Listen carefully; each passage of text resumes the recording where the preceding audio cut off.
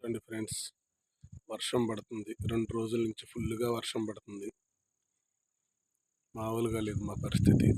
మేకలు ఎంత దూరాన మేస్తున్నాయి అంటే ఒకసారి అది చూడండి, అక్కడ మేస్తున్నాయి, అక్కడ తర్వాత ఈ కింద 5 గొర్రెలు కూడా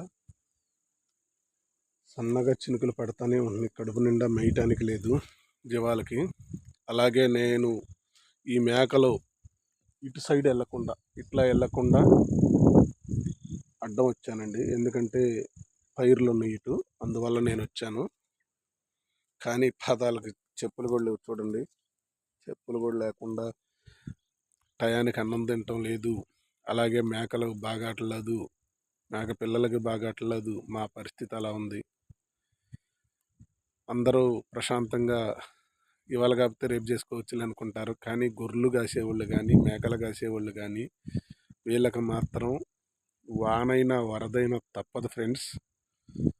అలా ఉంది సిచ్యువేషను, పరిస్థితి. ఓకే ఫ్రెండ్స్, ఇదిగోండి కిందకి అంత హైట్గా దిగాలి. ఇంత హైట్ మీద నుంచి ఇలా దిగేసేసేయాలి. ఇదిగోండి,